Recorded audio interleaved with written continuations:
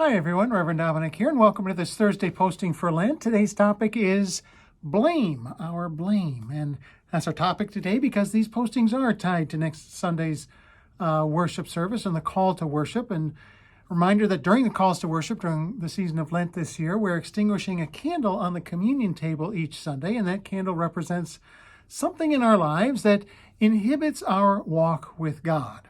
And this week we'll be extinguishing the candle of our blame, our blaming.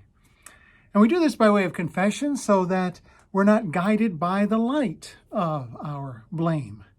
That's why we extinguish the candle. I think it's important to include blame in our Lenten confession because it is the means by which we deflect responsibility for things away from ourselves and onto other people. It's not my doing, it's somebody else's doing. And the reason this is so corrosive to our spirituality is because in the end, consciously or unconsciously, we feel we don't have to change. We don't have to change because we don't have a role to play. We don't need to engage on this because we're not a player. We're just an observer. We're just an observer at best, or at worst, we're the recipient of some kind of unfairness or abuse. Blame, in other words, leads to passivity.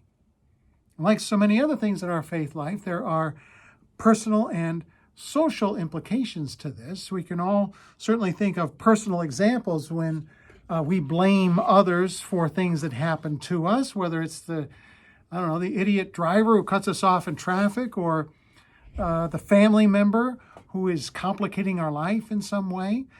Lent is a good time to ask, how might I be complicating the life of that family member? What is my role in all of this? It's also a good time to remember and to confess that there are times when you are the idiot driver out there sometimes. I know I certainly have been.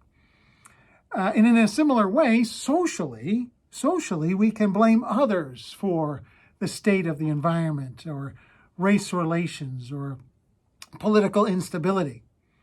Lent says, okay, those things are real. Those things are real. And there are certainly people out there who are making them worse, for sure. But what is my role? Again, what is my role? How have I abused the planet in my own way? How have I acted out of my white privilege to perpetuate unjust systems of racial inequality? How have I demonized people on the opposite side of my political thinking? It's easy to blame. We all do it. It takes us off the hook. Lent says be brave. Be brave and uncover the ways that you too easily blame others for situations in your life, situations in the world.